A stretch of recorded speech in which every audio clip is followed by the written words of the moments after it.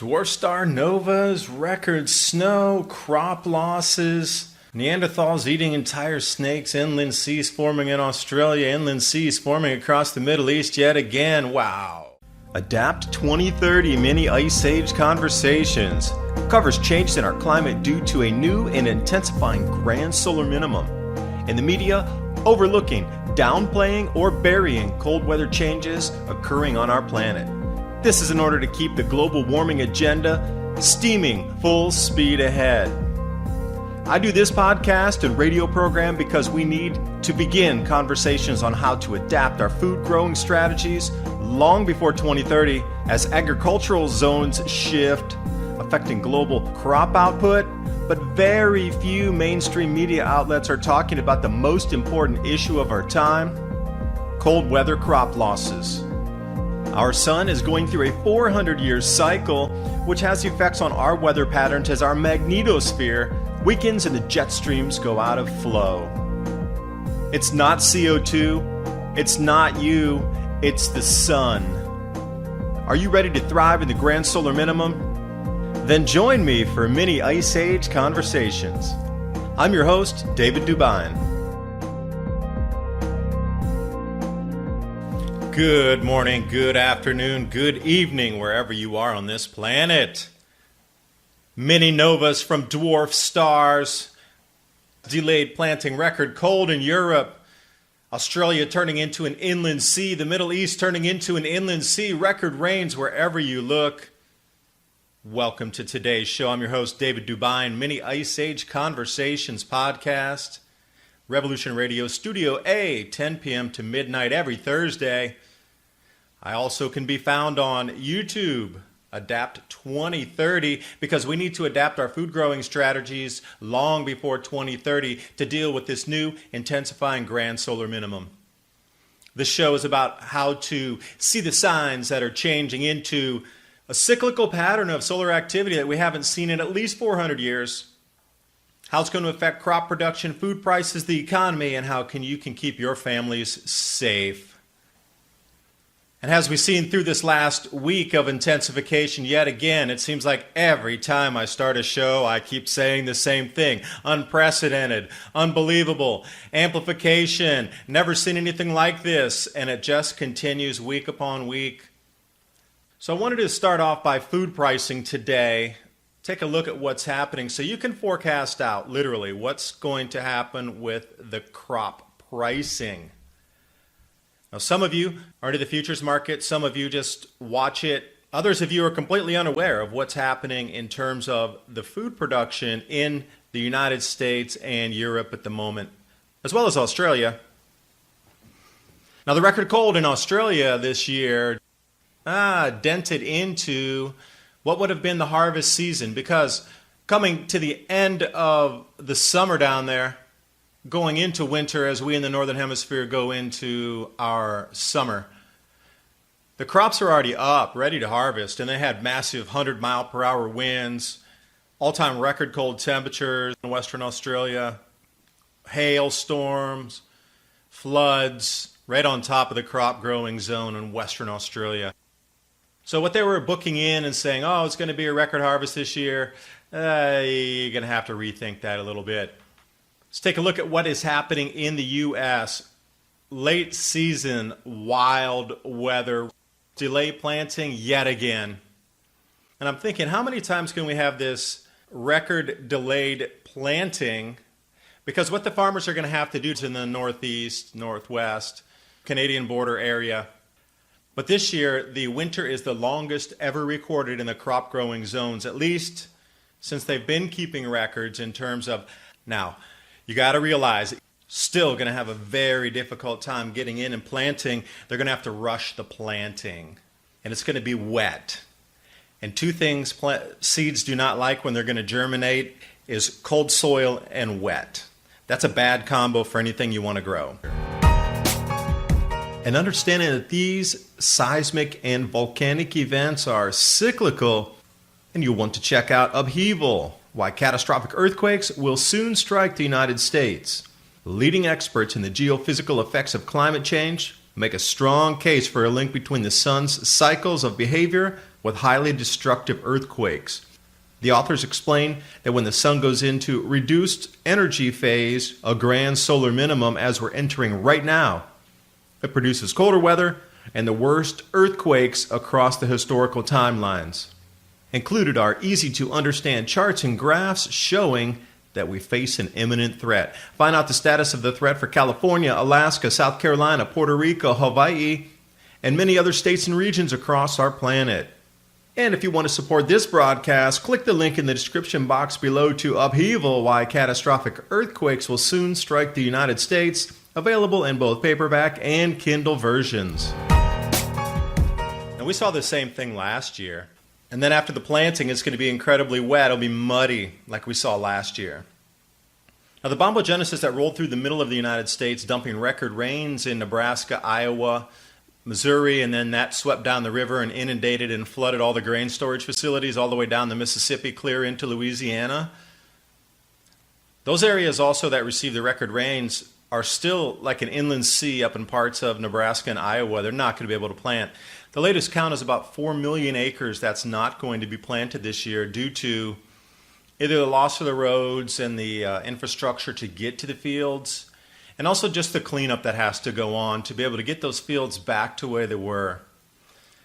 If you ever watch Feeder Flash, Corbett Wall's channel, he works with DV Auctions, and they go through the different poultry and meats and cattle and pig, and he gives reports about the conditions that are in the heartland, if you will, the main crop growing areas of America.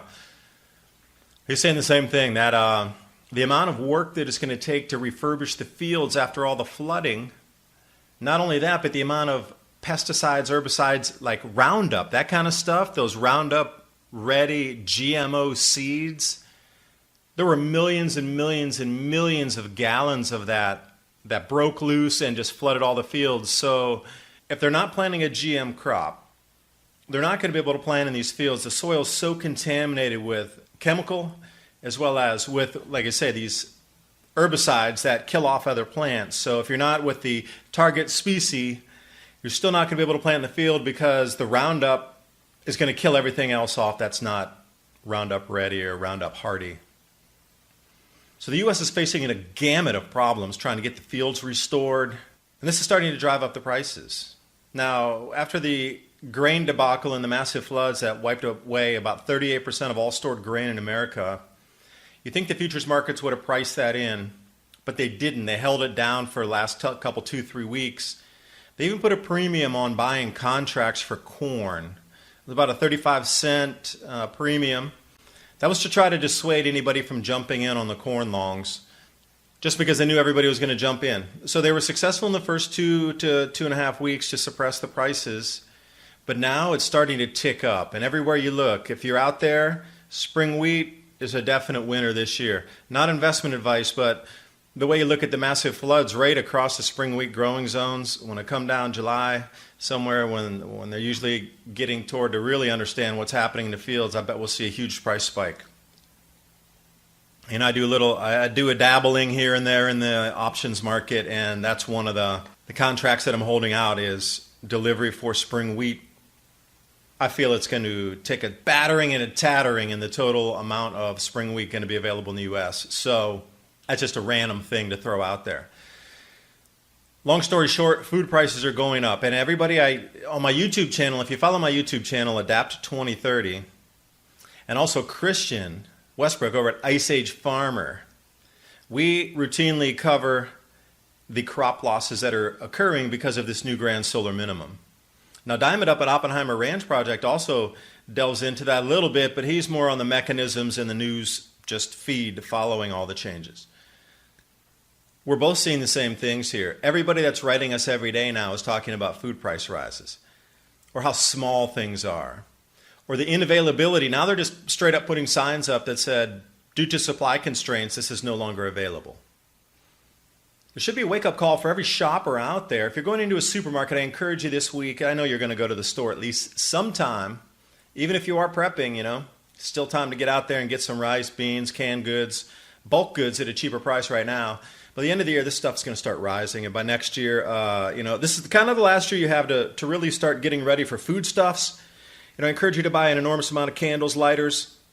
After reading 1 Year in Hell, the accounts of the Bosnian War, I cannot stress to you highly enough cans of butane and lighters, antibiotics, and candles, along with bullets. These are the things that were traded most highly. And then water filtration as well. You can set up your own water filter just using some charcoal, some grass, sand, and coarse rock. That'll filter it. It won't purify it. But then at that point, you're going to have to boil it to get it purified. So any of these things that you can do to make your life easier in terms of water filtration or any kind of water purification, because I know it tastes horrible when you throw those chlorine tabs in there.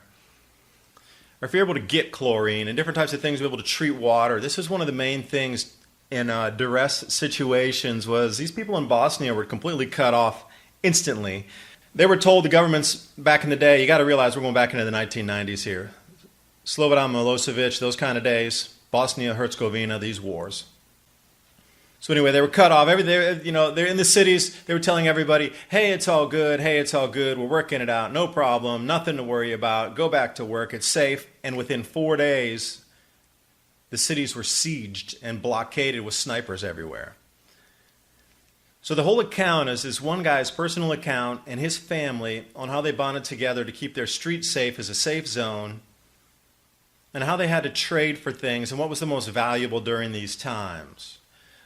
Come back to today, all around the world, the governments continue to assure us that everything's good, the food's good, crops are here, no war, everything's going to be fine, economy's intact, keep going to work, save for your retirement in 40 years, because you know what? Stability is the name of the narrative media game today.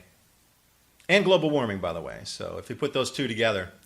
Now, reading the accounts in the Bosnian War, I see some of the same similarities in terms of the media is in overdrive at the moment to assure us that everything will remain stable. Now, if you haven't noticed that, please consciously notice how the media is continuously, nearly every article now, about stability in some way, shape, or form, of things that are going to remain stable. It always has been stable, and it will always remain stable. Notice that, consciously notice it, and then see how they're weaving these articles in. Secondly, the amount of global warming articles is at literally an all-time high that I have ever seen, all pushed out in the same time.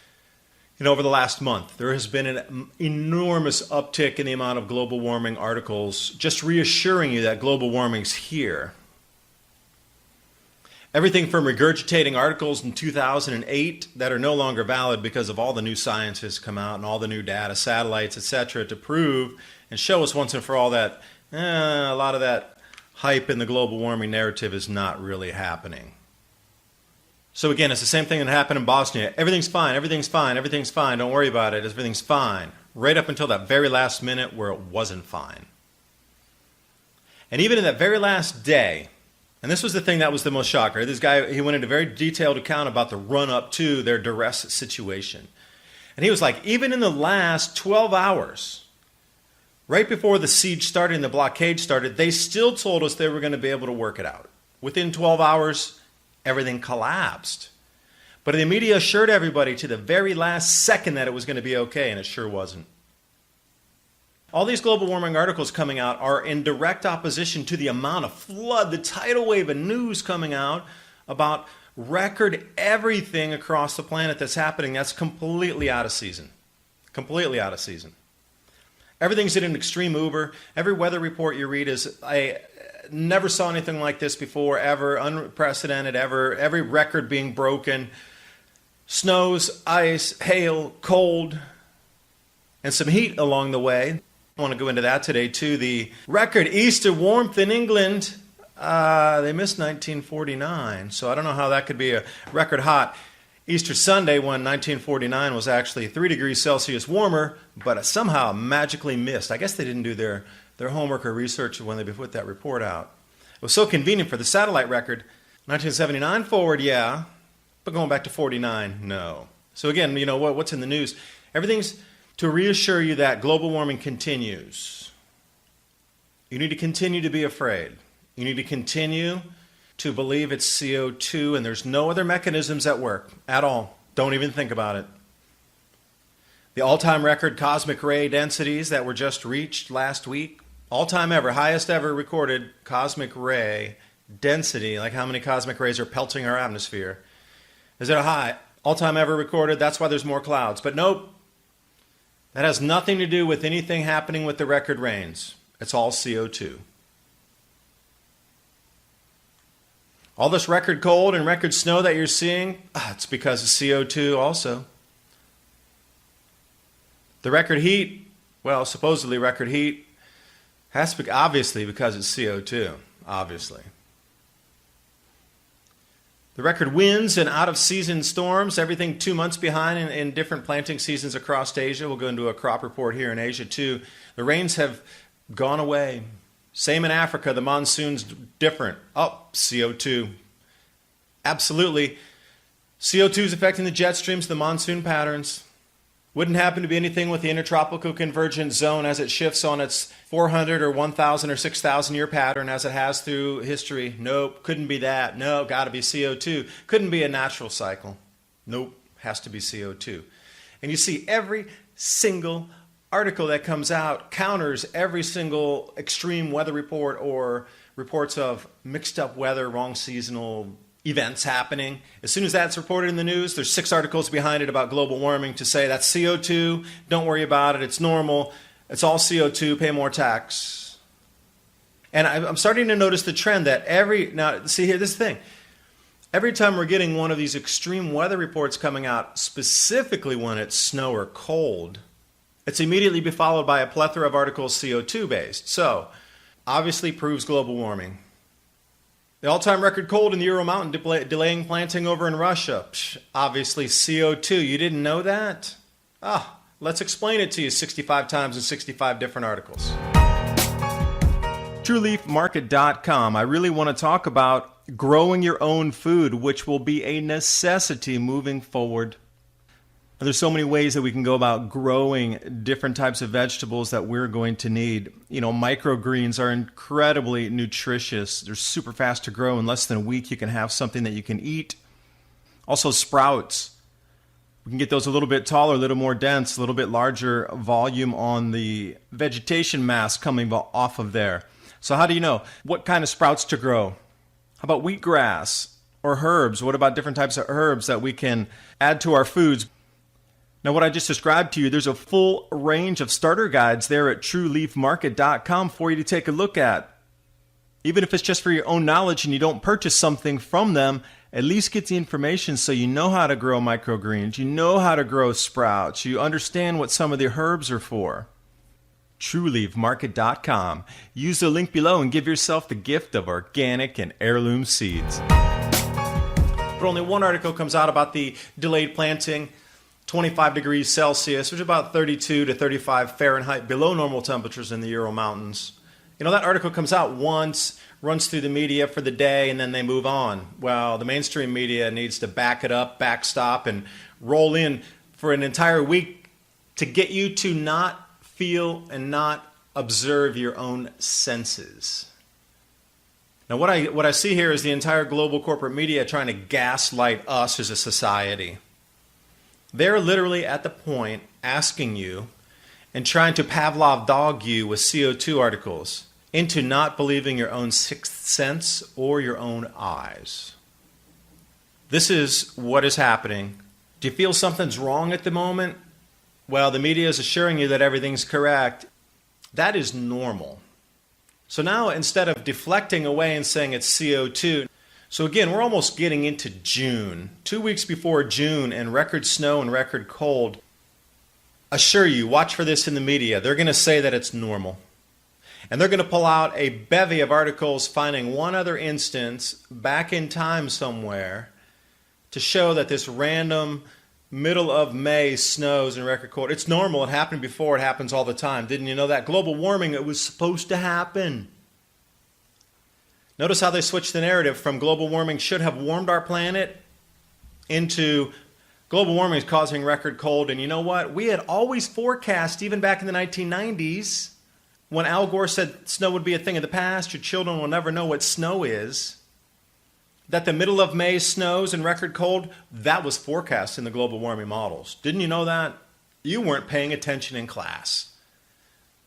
Hailstorms. I want to talk about hail for a second here. This is one of the things that in the last Grand Solar Minimums, the Maunder Minimum, the Sporer Minimum, and the Wolf Minimum. These are the last three known Grand Solar Minimums that were heavy in intensity. Maunder Minimum, Wolf Minimum, Sporer Minimum. That's S-P-O-R-E-R. They talked about the size of the hail pummeling villages that were made of wood, homes, into the ground so deeply that when the storms subsided and receded, that you never knew a town existed there. Multi-pound hailstones, killing people, killing farm animals, and pummeling houses, like I say, splintering them to the point where they were buried in the mud. Now, what are the chances 2 times in 2 different countries that people are killed by hail and hospitalized by hail? Zhejiang province, wild wind and hail batters students in Zhejiang province in China. That's in the East Coast, south of Shanghai. And Xiamen's right there too, with Fuzhou as the capital of that province. Now think about going down toward Zhejiang, getting down toward Fuzhou, this coastal area. This is what I'm talking about here. Battered. These students were injured by hail. I couldn't believe when I read the article because down in Uganda they had 13 people killed by hail. Literally, the hail busted through the roofs of these homes and actually killed people in their homes. And when they ran out to just get away from all the hail crushing their homes, they were knocked unconscious, and they had more than 100 people treated for hail injuries in Uganda. So here we go. Wenzhou, that's right at the edge of, right after Fuzhou, if you come up out of Fujian province, right at the edge of the Zhejiang province. So that's where those 2 provinces connect right there. This is where it seems that this event took place. Students were waiting in line also for a job fair, and they were hospitalized after serious injuries, bruises, cuts.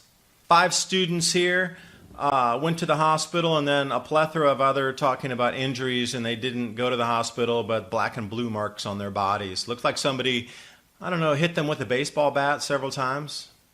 Person with an umbrella, the wind velocity was so fast that somebody was holding an umbrella and it yanked them off the ground, literally like a kite, if you're going to go kiteboarding, and then slammed them into the ground and then pounded them with hail, and this person was hospitalized. And then at the job fair, when they were outside, they had these plastic stools, you see them all over the place. Students picked them up to cover their heads, and the hail was so damaging that it cracked those plastic stools and then looks like crushed some of their fingers and damaged their fingers, and it looks like black and blue welts on their hands as they were trying to block themselves from the hailstones. But the hail was so ferocious that it was bouncing off the ground, slamming into their shins. And then we had the same thing where it was killing people over in Uganda. So what's tracking on this Grand Solar Minimum intensification? These hail events are increasing in size and intensity. So what we're seeing now, remember the biggest events aren't even going to be here until, I'm going to say 2021 is when we'll really start to feel the effects, and then rolling into 2023, 24, the world's literally going to flip upside down in terms of weather, where the workings of our societies are going to start to split apart at that point. I would say by the end of 2021, the workings of our daily lives are going to be so different that they're going to truly be affected by everything taking place in terms of the atmosphere behaving differently, where the consciousness of all humans will be ignited and wake up at that point. So it's going to be very difficult for the governments of the world to maintain an economy when people are knowing that next year is not going to be good. That's why I think there's this push right now in the media to assure everybody that everything's stable. Because here's what I've been writing a couple articles, and the way I'm trying to put it down is, governments of the world understand what's happening, and they are trying themselves to stockpile and prepare for what they term continuity of government, meaning that they're stockpiling their underground bunkers and whatever facilities they have, underground bases, hardened facilities, anything they have, they are preparing, buying, stockpiling. So when it gets really bad, they're going to pull back into their forts, lock themselves in, and try to ride this thing out for several years, and try to maintain a government from their bunkers or from their facilities, while the rest of the populace sits out here in no man's land with all these weather events. Because you got to realize these hardened bunkers that they have, they can withstand nuclear blasts, tornadoes, typhoons, hurricanes, whatever. For that, there's nothing inside them. They'll ride it out. They'll sleep overnight, won't even know a hurricane passed over. That's how well built these things are. So you got to think, if you're a government or many governments in the world, and you're trying to stockpile right now, would you alert the world populace to all these changing weather events? Because you would realize and understand that these 7.5 billion people are going to try to buy the same supplies that you need right now for continuity of government, and that'll just leave shortages everywhere. So would you use the media to deflect all these changes until the very last second where it's no longer deflectable and people no longer believe the media, corporate media, in terms of why these changes are happening? They are happening. And at that point, people really start to get ready on their own. And whatever the media says, the corporate global style media, people will just not even listen, and they'll go out and start to do their own thing just because of what they see around them. But for right now, I'm very finally convinced, absolutely, that there is a ploy to keep us unprepared so others can prepare. Is it nefarious? Absolutely, yes. Is it dishonest? Beyond words to be dishonest. Is it a cull of the human population?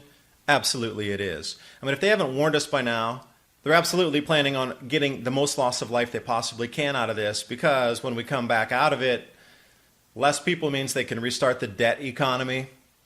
Less people means their military, since they're going to be so well armed, so well fed, strong, and the rest of us out here will be growing and coming up with innovative solutions. But you read through again the Maunder minimum, the Sporer minimum, the Wolf minimum. Just the general population got weaker because the amount of available food and protein wasn't there.